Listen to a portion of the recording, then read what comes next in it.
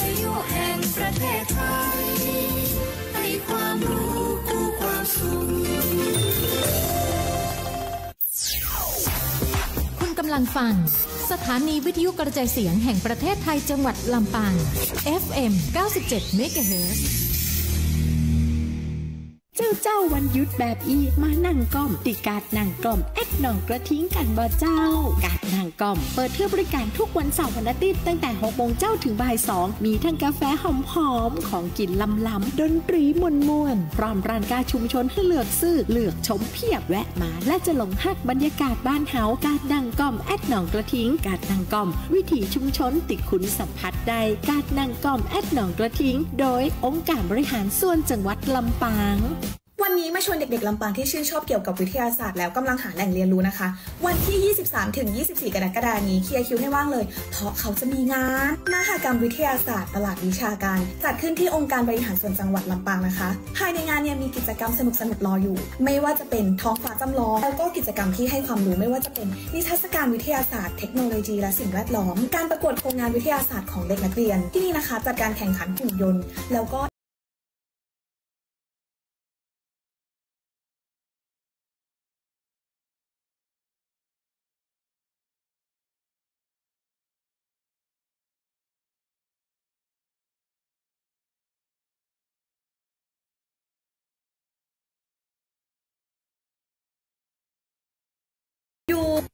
ขอเชิญน้องๆเยาวชนผู้สนใจมาร่วมสนุกกับโลกแห่งวิทยาศาสตร์สุดสร้างสรรค์ในงานมหกรรมวิทยาศาสตร์ตลาดวิชาการ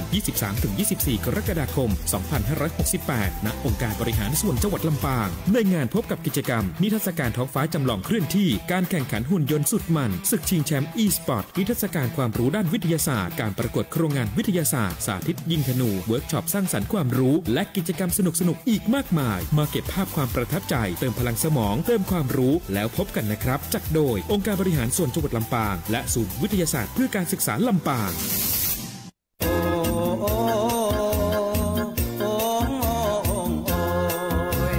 องค์การบริหารส่วนจังหวัดลำปางและพี่น้องไทลื้อขอเชิญแอวงานย้อนหอยนต์วิถีถิ่นไทลื้อลำปางครั้งที่ 4 2568 ณ ศูนย์วัฒนธรรมไทลื้อตำบลกล้วยแพะอำเภอเมืองจังหวัดลำปางในวันอาทิตย์ที่ 27 กรกฎาคม 2568 ช่วงเจ้าตั้งแต่เวลา 8 โมงเป็นต้นไปพิธีบวงสรวงสิ่งศักดิ์สิทธิ์ไวยสาปูจาบรรพบุรุษไทลื้อเปิดโขงซุ้มนิทรรศการควงหอภูมิปูมพยาและชมหอศิลป์ถิ่นไทลื้อและเปิดผ่ามเตี๋ยวกาดวัฒนธรรมไทลื้อและร้านก้าไทลื้อ6จังหวัดกิจกรรมลานสัมพันธ์มวลสลีไทลื้อการแข่งขันทำอาหารเมนูไทลื้อการแข่งขันอาชีพมัดหอมการแข่งขันห้องเพลงของกลุ่มผู้สูงอายุช่วงแรงตั้งแต่เวลา6 โมงแรงเป็นต้นไปพอขบวนแห่วัฒนธรรมไทลื้อขบวนไทลื้อ6จังหวัดอย่างยิ่งใหญ่ตระการตาและการประกวดขบวนแห่วัฒนธรรมไทลื้อตึง9ชุมชนพิธีเปิดงานย้อนหอยนต์วิถีถิ่นไทลื้อลำปางและการแสดงไทลื้อ6จังหวัดการประกวดทูตวัฒนธรรมและธิดาไทลื้อบัดดิลืมวันที่27 กรกฎาคม 2568 ปะกันที่ศูนย์วัฒนธรรมไทลื้อตำบลกล้วยแพะอำเภอเมืองจังหวัดลำปางในงานย้อนหอยนต์วิถีถิ่นไทลื้อลำปางครั้งที่ 4ลูกหลานกินหมื่นสืบทอดสำเน่งช่วยกันเสมช่วยกันสอนคือละอ่อนฝึกฝนจุนเก่งอนุรักษ์รักษาคุณค่าสำเน่งขอฝากบทเพลงด้วยความหวังดี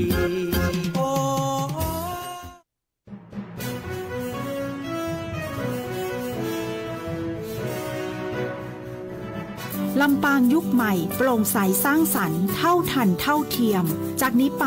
องค์การบริหารส่วนจังหวัดลำปางเสนอรายการร่วมคิดร่วมใจก้าวไปกับอบจ.ลำปาง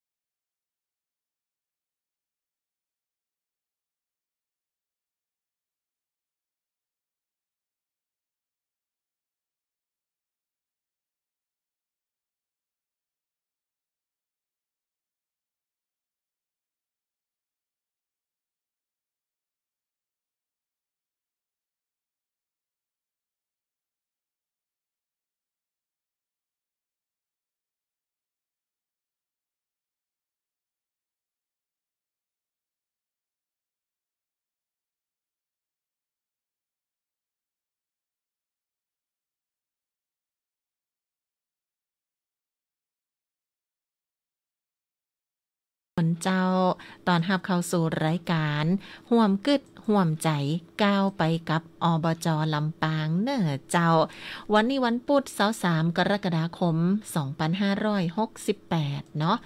แฮม13 ค่ำเดือน 8 ปีมะเส็งนะเจ้ามาปะกันกับรายการนี้ห่วมเกิดห่วมใจก้าวไปกับอบจ.ลำปางช่วงเวลาตั้งแต่ 5 โมงแลงจนถึง 6 โมงโดยประมาณนะเจ้า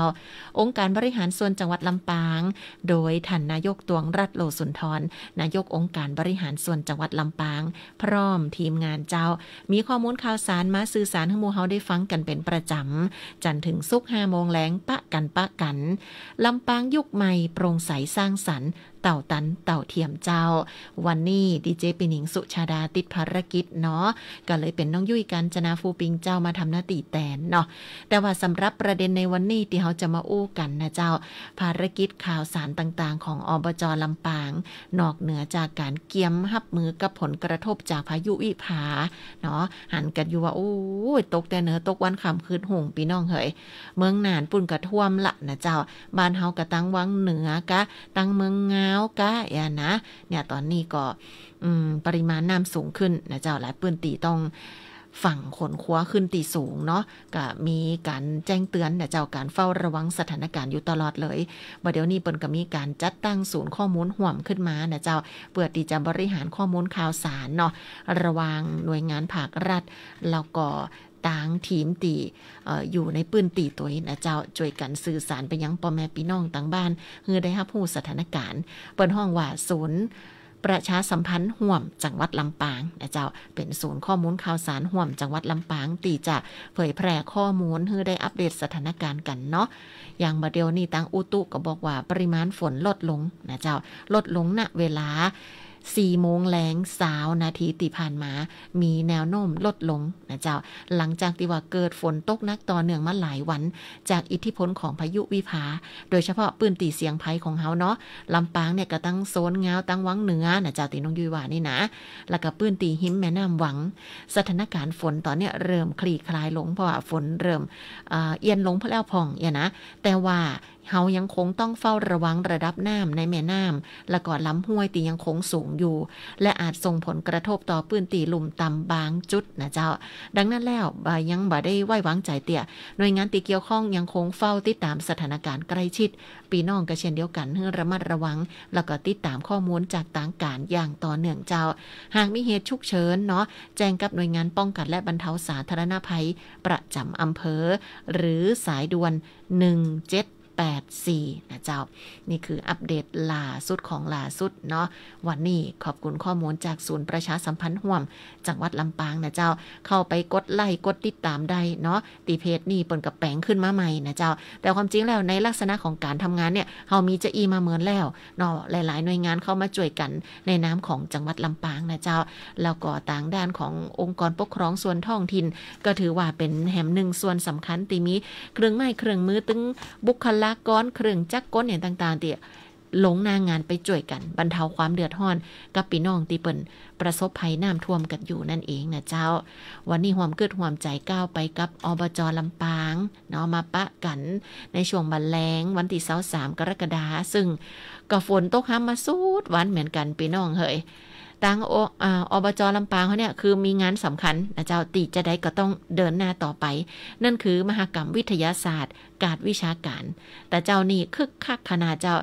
ไปกันมานี่กับอันทีมงานสวท.ลำปางเนี่ยโอ้เนาะคึกคักเหมือนยังกับว่าเฮาย้อนไว้เนาะเป็นละอ่อนแหมรอบหนึ่งเนี่ยเหมือนกับงานวันเด็กเลยอะ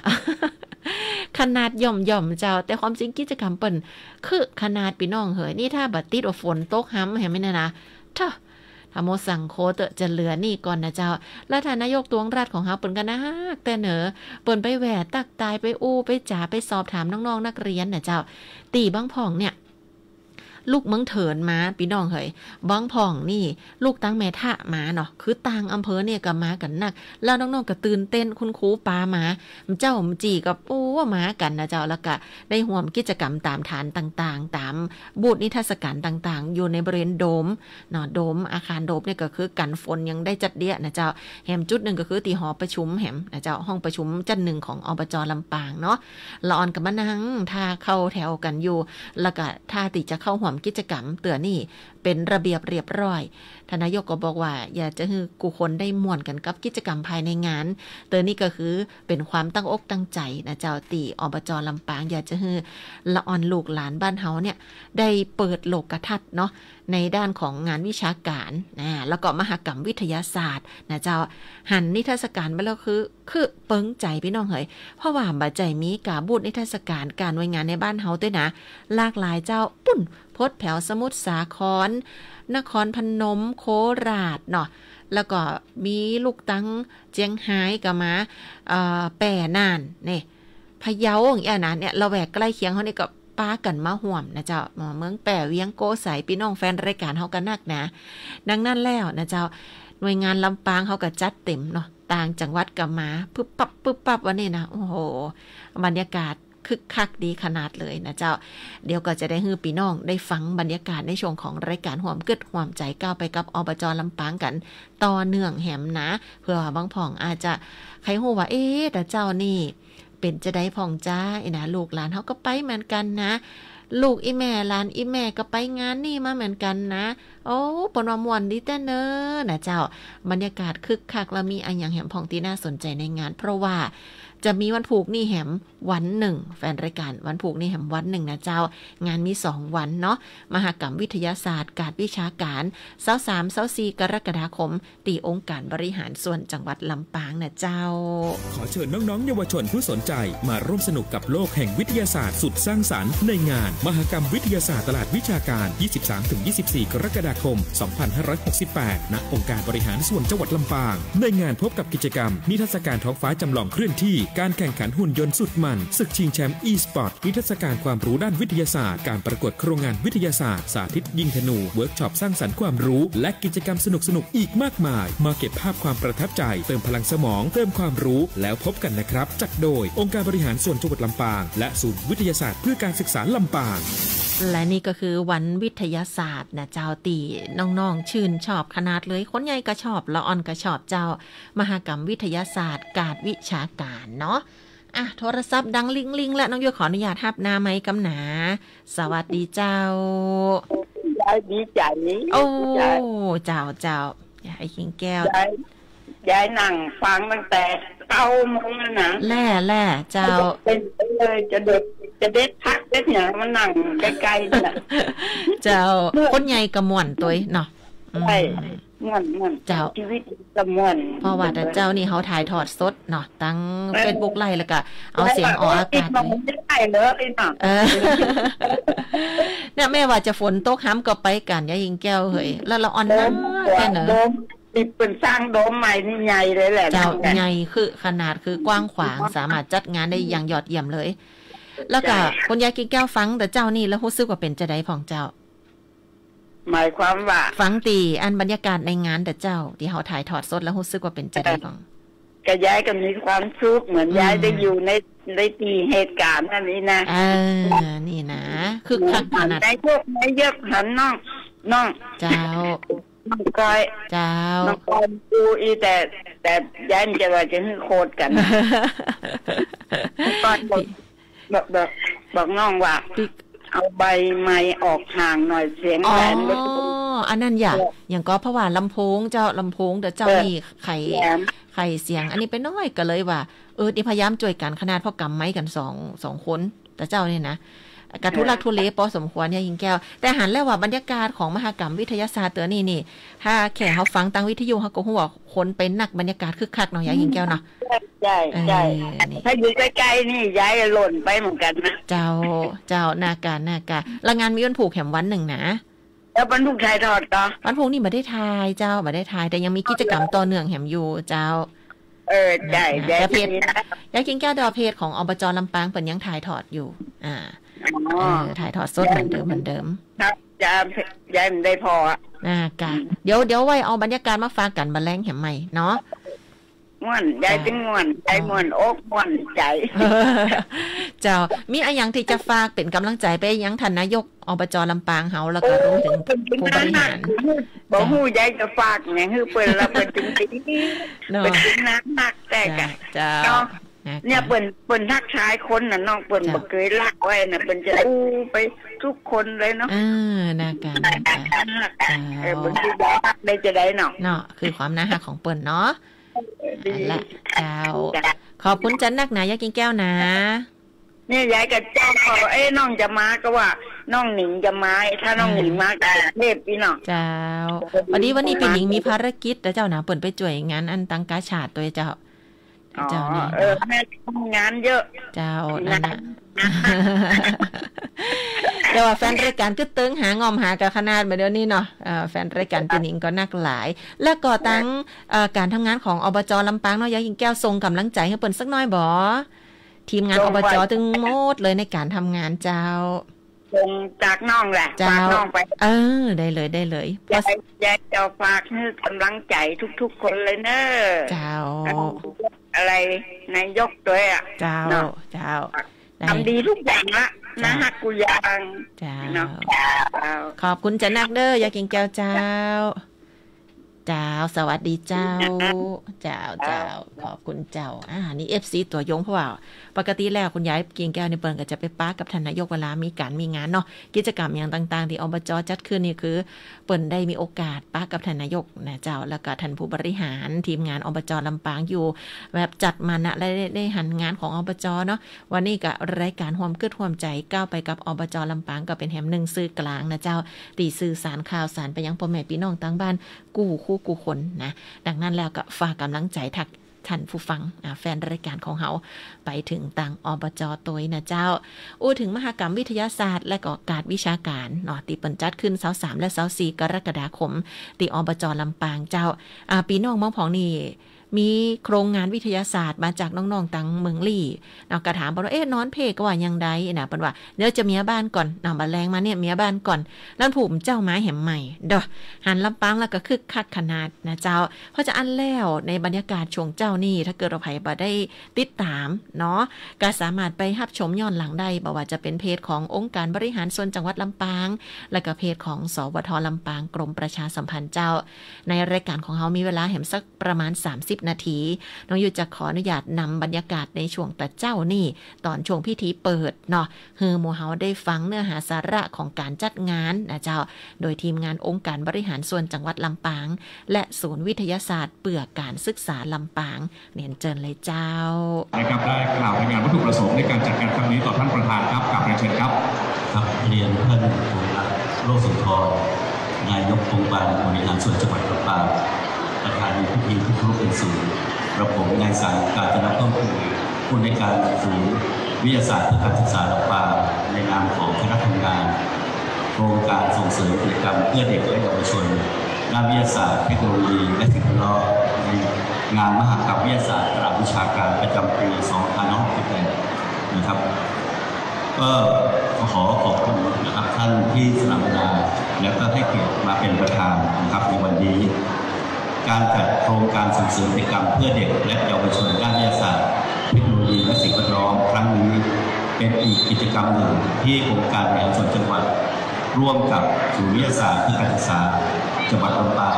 และภาคีเครือข่ายซึ่งมีทั้งหมด38หน่วยที่มาร่วมกันในการที่จะจัดนะครับเพื่อเสริมสร้างการเรียนรู้ให้เด็กและเยาวชนได้มีโอกาสได้แลกเปลี่ยนเรียนรู้และเปิดโลกทัศน์ด้านวิทยาศาสตร์และเทคโนโลยีผ่านกิจกรรมต่างๆและนิทรรศการโดยมีวัตถุประสงค์ในการจัดงานมหกรรมในวันนี้นะครับอยู่5ประเด็นนะครับประเด็นที่1ก็คือเรื่องการส่งเสริมความรู้ความเข้าใจด้านวิทยาศาสตร์และเทคโนโลยีให้เด็กและเยาวชนและประชาชนทั่วไปได้มีความรู้ความเข้าใจในหลักการและประโยชน์ของวิทยาศาสตร์เพื่อใช้ในการดำเนินชีวิตประเด็นที่2เพื่อสร้างความตระหนักและแรงบันดาลใจให้เด็กและเยาวชนคนรุ่นใหม่ให้มีความสนใจและศึกษาเรียนรู้ด้านวิทยาศาสตร์เทคโนโลยีโดยเฉพาะนะครับที่เกี่ยวข้องกับสิ่งแวดล้อมประเด็นที่3เพื่อเป็นเวทีแสดงผลงานและนวัตกรรมเพื่อเปิดโอกาสให้เด็กและเยาวชนได้นำเสนอผลงานและนวัตกรรมที่สร้างสรรค์รวมถึงเป็นช่องทางในการแลกเปลี่ยนความรู้และประสบการณ์ประเด็นที่4 เพื่อส่งเสริมสนับสนุนการต่อยอดและพัฒนากิจกรรมผลงานนวัตกรรมของเด็กและเยาวชนที่เข้าร่วมการแข่งขันนวัตกรรม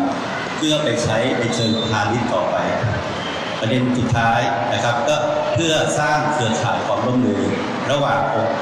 การบริหารนะครับส่วนท้องถิ่นหน่วยงานภาครัฐภาคเอกชนและเครือข่ายด้านวิทยาศาสตร์เทคโนโลยีเพื่อแลกเปลี่ยนความรู้และสร้างความร่วมมือร่วมกันภายในงานนะครับก็จะมีกิจกรรมที่หลากหลายอาทิการประกวดโครงงานวิทยาศาสตร์ของนักศึกษาสปร.ระดับภูมิภาคซึ่งประกวดครั้งนี้จะเป็นตัวแทนในงานของพื้นที่เพื่อไปประกวดในระดับประเทศต่อไปแล้วเป็นการประกวดแล้วก็มีการประกวดนะครับผลงานโครงการวิทยาศาสตร์ของนักเรียนในระบบระดับมัธยมศึกษาตอนปลายการแข่งขันหุ่นยนต์การแข่งขันเกม ROV นิทรรศการท้องฟ้าจำลองเคลื่อนที่การกิจกรรมและนิทรรศการด้านวิทยาศาสตร์เทคโนโลยีและสิ่งแวดล้อมจากศูนย์วิทยาศาสตร์เพื่อการศึกษาจากสถาบันการศึกษาหน่วยงานทั้งภาครัฐเอกชนรวมทั้งหมด38หน่วยงานและมีผู้ลงทะเบียนเข้าร่วมกิจกรรมจำนวน 2,000 คนบัดนี้ได้เวลาสมควรแล้วกับผมขอเชิญท่านพงษ์รัตน์โลสุนทรนายกองค์การบริหารส่วนจังหวัดลำปางประธานในพิธีได้ให้โอวาทและเปิดโครงการส่งเสริมกิจกรรมเพื่อเด็กและเยาวชนด้านวิทยาศาสตร์เทคโนโลยีและสิ่งแวดล้อมในชื่องานมหกรรมวิทยาศาสตร์ตลาดวิชาการประจำปี 2568 เป็นลำดับต่อไปขอกราบเชิญครับท่านสังการจนะเพิ่มพูนท่านผู้อำนวยการศูนย์วิทยาศาสตร์เพื่อการศึกษาจังหวัดลำปางท่านคณะผู้บริหารหัวหน้าส่วนราชการองค์การบริหารส่วนจังหวัดลำปางท่านสมาชิกสภาองค์การบริหารส่วนจังหวัดลำปางท่านหัวหน้าส่วนราชการท่านผู้บริหารสถานศึกษาคณะครูและนักเรียนทุกคนนะคะที่ได้เข้ามาร่วมกิจกรรมในวันนี้ดิฉันยินดีและเป็นเกียรติอย่างยิ่งนะคะที่ได้มีโอกาสเห็นความคึกคักนะคะของเด็กๆและเยาวชนที่ได้มาร่วมงานมหกรรมวิทยาศาสตร์ตลาดวิชาการในฐานะผู้จัดงานร่วมกับศูนย์วิทยาศาสตร์เพื่อการศึกษาลำปางนะคะก็ขอต้อนรับทุกท่านเข้าสู่กิจกรรมที่ได้รวบรวมองค์ความรู้ด้านวิทยาศาสตร์เทคโนโลยีและนวัตกรรมจากหลากหลายหน่วยงานอย่างที่ท่านผู้อำนวยการศูนย์วิทยาศาสตร์ได้กล่าวไปนะคะปีนี้เรามีส่วนราชการและหน่วยงานองค์กรต่างๆมาร่วมด้วยถึง38องค์กรนะคะทุกๆองค์กรก็มีความตั้งใจที่จะสร้างกิจกรรมเพื่อที่จะเปิดพื้นที่การเรียนรู้แบบสร้างสรรค์ให้กับเด็กและเยาวชนของจังหวัดลำปางนะคะการที่จะเพิ่มศักยภาพเด็กและเยาวชนในยุคปัจจุบันก็จะต้องเริ่มที่วิทยาศาสตร์เทคโนโลยีและนวัตกรรมถือว่าอันนี้เป็นเรื่องที่สำคัญอย่างยิ่งที่จะสร้างศักยภาพแล้วก็ติดอาวุธทางปัญญาให้กับเด็กและเยาวชนของเราเมื่อเติบโตเป็นผู้ใหญ่ในวันข้างหน้าก็จะได้นำเอาความรู้เหล่านี้ไปใช้ให้เกิดประโยชน์นะคะเพราะฉะนั้นกิจกรรมมหกรรมวิทยาศาสตร์ตลาดวิชาการที่อบจ.ลำปางร่วมกับศูนย์วิทยาศาสตร์จัดขึ้นเป็นประจำทุกปีก็จะเป็นกิจกรรมหลักสำคัญกิจกรรมหนึ่งของจังหวัดลำปางของเราในการที่จะสร้างการเรียนรู้ให้กับเด็กและเยาวชนทั้งภูมิภาคไม่เฉพาะในจังหวัดลำปางเท่านั้นนะคะการจัดกิจกรรมครั้งนี้อย่างที่เรียนให้ทราบแล้วว่าเราได้รับความร่วมมือจาก38องค์กร38หน่วยงานนะคะในโอกาสนี้ก็ต้องขอบพระคุณทุกภาคส่วนทุกองค์กรเป็นอย่างยิ่งที่ได้มาร่วมกันนะคะเสริมสร้างการเรียนรู้ของเด็กและเยาวชนเปิดพื้นที่ให้เด็กและเยาวชนได้มีโอกาสแสดงออกและประกวดซึ่งอันนี้ก็จะนำไปสู่การเติบโตการเอาโครงการต่างๆไปเป็นพอร์ตนะคะในการที่จะศึกษาต่อหรือในการประกอบอาชีพต่อไปนะคะดิฉันหวังเป็นอย่างยิ่งนะคะว่าการจัดงานในครั้งนี้ก็จะเป็นเวทีสำคัญที่จะสร้างเสริมประสบการณ์รวมทั้งสร้างแรงบันดาลใจและกระตุ้นความสนใจของเด็กๆและเยาวชนในด้านวิทยาศาสตร์เทคโนโลยีและนวัตกรรม นอกจากนั้นก็ยังเป็นการส่งเสริมให้เกิดการมีส่วนร่วมสร้างเครือข่ายการร่วมมือทำงานร่วมกันในองค์กรต่างๆที่ทำงานด้านเด็กและเยาวชนรวมทั้งทำงานด้านวิทยาศาสตร์และเทคโนโลยีนวัตกรรมด้วยนะคะในโอกาสนี้ก็ต้องขอบพระคุณทุกๆภาคส่วนอีกครั้งหนึ่งที่ได้มีส่วนร่วมกันนะคะอย่างเข้มแข็งในการจัดงานมหกรรมวิทยาศาสตร์ตลาดวิชาการประจำปี 2568 ในครั้งนี้นะคะบัดนี้ได้เวลาสมควรแล้วนะคะขอเปิดงานกิจกรรมมหกรรมวิทยาศาสตร์ตลาดวิชาการประจำปี 2568 และขอให้การจัดงานในครั้งนี้บรรลุวัตถุประสงค์ตามที่พวกเราได้ตั้งไว้ทุกประการค่ะขอบพระคุณค่ะครับและลำดับต่อไปนะครับเราจะทำพิธีการเปิดงานนะครับซึ่งในโอกาสนี้ครับทางด้านของท่านนายกองค์การบริหารส่วนจังหวัดลำปางนะครับและก็ท่านผู้อำนวยการศูนย์วิทยาศาสตร์เพื่อการศึกษาลำปางของเรานะครับจะได้ทำพิธีเปิดนะครับในการเทสารเหลวนะครับลงในหลอดทดลองนะครับซึ่งเป็นการจุดประกายความคิดนะฮะและช่วยกันนะครับในการสรรสร้างอนาคตของประเทศชาติของเรานะฮะนี่คือวิทยาศาสตร์นะครับเพื่อน้องๆนักเรียนนักศึกษานะครับเยาวชนที่จะร่วมกันนะครับในการที่จะประดิษฐ์หรือว่าคิดในสิ่งที่ใหม่ๆและเป็นการพัฒนาประเทศของเรานะครับทุกท่านครับเราจะช่วยกันนับถอยหลังนะฮะในโอกาสนี้เราจะเข้าสู่พิธีเปิดงานของเราอย่างเป็นทางการนะครับด้วยกิมมิคในการเทสารเหลวนะครับลงในหลอดทดลองนะฮะ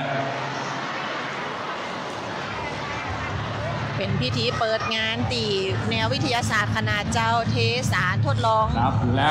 ว่าพร้อมแล้วนะครับเรารอสัญญาณจากภาพของเรานะครับไปในจอด้านหลังทดลองวิทยาศาสตร์เจ้าคึกคักขนาดนะครับ8 7 6 5 4 3 2 1ความยังสดชื่นเลยนะครับนี่คือการเปิดงานนะครับวิทยาศาสตร์ตลาดวิชาการประจำปี 2568 อย่างเป็นทางการนะครับวันที่24 กรกฎาคมนี้คณะองค์การบริหารส่วนจังหวัดลำปางนะครับครับและในโอกาสนี้เราจะให้ทางด้านของท่านประธานนะครับและท่านผอ.และท่านผู้มีเกียรติที่อยู่ด้านบนเวทีร่วมบันทึกภาพด้วยกันช็อตแรกก่อนนะครับโดยมีกิมมิคนะครับยังอยู่ด้านบนเวทีนะครับนี่ก็คือบรรยากาศของพิธีเปิดงานนะเจ้าบางช่วงบางตอนพี่น้องเจ้านะฟังกันละกันจินตนาการของภาพบรรยากาศไปด้วยกันนะเจ้านะเทสารเหลวลงไปในหลอดทดลองวิทยาศาสตร์นะซึ่งนั่นก็คือแห่งหนึ่งความคึกคักนะเจ้ามหกรรมวิทยาศาสตร์แล้วก็ตลาดวิชาการลำปางปี 2568 เจ้าโดยองค์การบริหารส่วนจังหวัดลำปางร่วมกับทางศูนย์วิทยาศาสตร์เพื่อการศึกษาลำปางเนาะเชิญชวนน้องๆเยาวชนและผู้สนใจไปร่วมม่วนด้วยกันนะเจ้า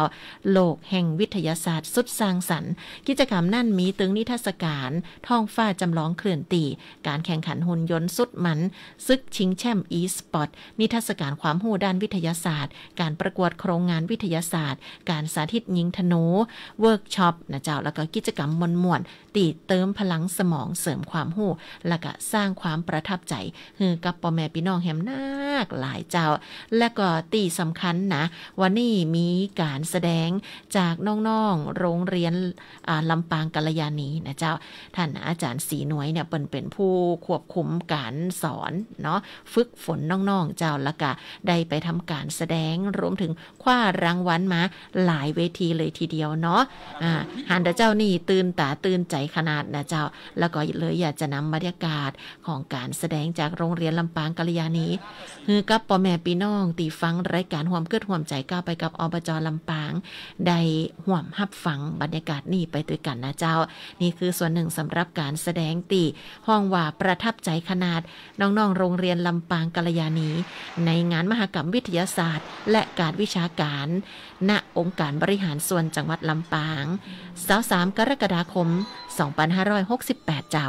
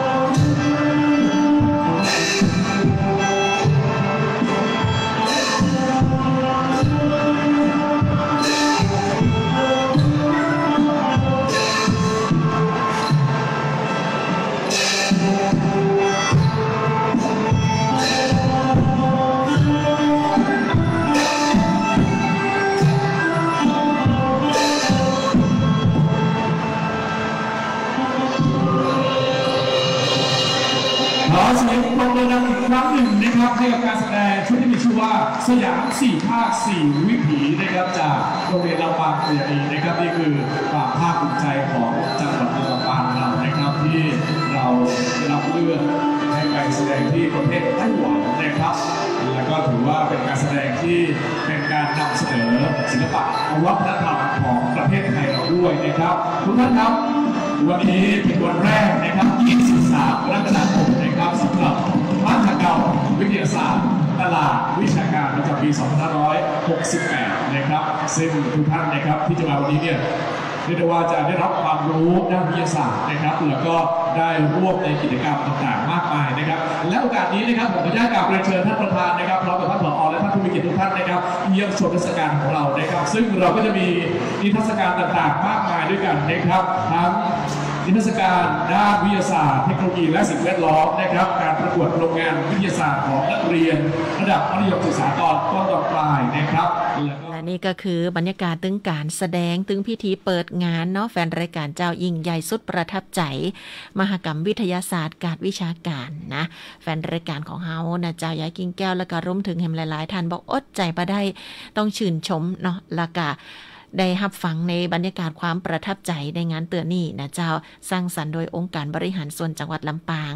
แล้วก็ตั้งศูนย์วิทยาศาสตร์เพื่อการศึกษาลำปางเจ้างานนี้ยังบ่ได้จัดแค่วันนี้วันเดียววันผูกไปกันต่อแหมนะเจ้ายังคงมีกิจกรรมม่วนๆท่ามูน้อง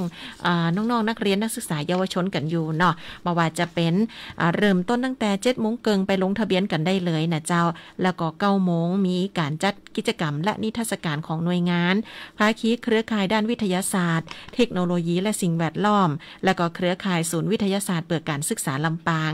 รวมถึงการประกวดโครงงานวิทยาศาสตร์วิศวกรรมด้านการใจและการอนุรักษ์พลังงานไฟฟ้าน้องๆนักเรียนในระบบระดับมัธยมศึกษาตอนปลายนะเจ้าและยังมีการประกวดโครงงานวิทยาศาสตร์ด้านสิ่งแวดล้อมประเภทนวัตกรรมการจัดการขยะเนาะมีการแข่งขันอีสปอร์ตต่อเนื่องแหมแล้วก็พิธีมอบรางวัลรวมถึงการประกวดการแข่งขันต่างๆเนี่ยนะเจ้าก็จะคึกคักตลอดทั้งวันปีน้องเจ้านี่คืองานดีๆตีบ่ควรพลาดเนาะสร้างสรรค์จากองค์การบริหารส่วนจังหวัดลำปางวันผูกบันแลงนะเจ้ามีคิวสัมภาษณ์แถม1คณะจากศูนย์วัฒนธรรมไทยลือจังหวัดลำปางเนาะ6 โมงแลงนะเจ้าน้องยุ้ยประสานไปละเดี๋ยวเปิ่นจะมาประชาสัมพันธ์เรื่องของโครงการสืบสานศิลปะวัฒนธรรมไทยลือย้อนหอยยนต์วิถีถิ่นไทยลือลำปางครั้งที่4นะเจ้าซึ่งงานนี้จะจัดขึ้นวันที่27 กรกฎาคมก็คือวันอาทิตย์นี้แล้วแฟนรายการเจ้าที่ศูนย์วัฒนธรรมไทยลือจังหวัดลำปางตำบลกล้วยแพะอำเภอเมืองลำปางเนาะก็จะได้รับเกียรติจากทางด้านของท่านนายกสมาคมไทยลือจังหวัดลำปางและก็ทีมงานนะเจ้าจะมาร่วมอู้จากันถึงเรื่องราวของการจัดกิจกรรมในปีนี้งานนะเจ้าเหมือนกับว่าในรอบ1 ปีอย่างมาเวียนมาโว้ยแต่เหนอนี่ถึงครบรอบจะจัดเป็นเตือที่4แหมแล้วก้านะงานย้อนหอยยนต์วิถีถิ่นไทยลือลำปางเนาะปีนี้ไฮไลท์จะเป็นจะได้ผ่องนะเจ้าความน่าสนใจของงานและก็แห่งสนับสนุนจากองค์การบริหารส่วนจังหวัดลำปางของเฮาตัวเดี๋ยวจะได้แล้ววันผูก6 โมงแลงฝากหมู่เฮาติดตามการสัมภาษณ์ตัวกันแล้วกันนะเจ้าสำหรับในวันนี้ห่วมกึดห่วมใจก้าวไปกับอบจ.ลำปางเนาะน้องยุ้ยกัญจนาฟูปิงดำเนินรายการแตนดีเจปีหนิงสุชาดาคงต้องอำลากันไปก่อนนะเจ้าขอพระคุณจันนักเลยกับการติดตามรับฟังเนาะวันผูก5 โมงแรงปะกันแหมใหม่สวัสดีนะเจ้าคุณกำลังฟังร่วมคิดร่วมใจก้าวไปกับอบจ.ลำปางลำปางยุคใหม่โปร่งใสสร้างสรรค์เท่าทันเท่าเทียมขอเชิญน้องๆเยาวชนผู้สนใจมาร่วมสนุกกับโลกแห่งวิทยาศาสตร์สุดสร้างสรรค์ในงานมหกรรมวิทยาศาสตร์ตลาดวิชาการ 23-24 กรกฎาคม 2568 ณ องค์การบริหารส่วนจังหวัดลำปางในงานพบกับกิจกรรมนิทรรศการท้องฟ้าจำลองเคลื่อนที่การแข่งขันหุ่นยนต์สุดมันศึกชิงแชมป์ e-sport นิทรรศการความรู้ด้านวิทยาศาสตร์การประกวดโครงงานวิทยาศาสตร์สาธิตยิงธนูเวิร์กช็อปสร้างสรรค์ความรู้และกิจกรรมสนุกๆอีกมากมายมาเก็บภาพความประทับใจเติมพลังสมองเติมความรู้แล้วพบกันนะครับจัดโดยองค์การบริหารส่วนจังหวัดลำปางและศูนย์วิทยาศาสตร์เพื่อการศึกษาลำปาง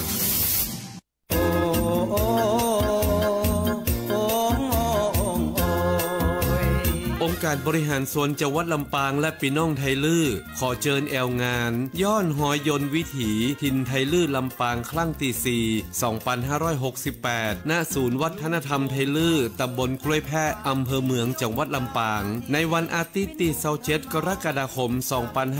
2568 ช่วงเจ้าตั้งแต่เวลา 8 โมงเป็นต้นไปพิธีบวงสรวงสิ่งศักดิ์สิทธิ์ไหว้สาปูจาบรรพบุรุษไทลื้อเปิดโขงซุ้มนิทรรศการควงหอภูมิปูมพญาและชมหอศิลป์ถิ่นไทลื้อและเปิดผามเตี๋ยวกาดวัฒนธรรมไทลื้อและร้านก้าไทลื้อ6 จังหวัดกิจกรรมลานสัมพันธ์มวลสลีไทลื้อการแข่งขันทำอาหารเมนูไทลื้อการแข่งขันอาชีพมัดหอมการแข่งขันห้องเพลงของกลุ่มผู้สูงอายุช่วงแรงตั้งแต่เวลา 6 โมงแรงเป็นต้นไปพอขบวนแห่วัฒนธรรมไทลื้อขบวนไทลื้อ6 จังหวัดอย่างยิ่งใหญ่ตระการตาและการประกวดขบวนแห่วัฒนธรรมไทลื้อตึง9 ชุมชนพิธีเปิดงานย้อนหอยนต์วิถีถิ่นไทลื้อลำปางและการแสดงไทลื้อ6 จังหวัดการประกวดทูตวัฒนธรรมและธิดาไทลื้อบัดดิลืมวันที่27 กรกฎาคม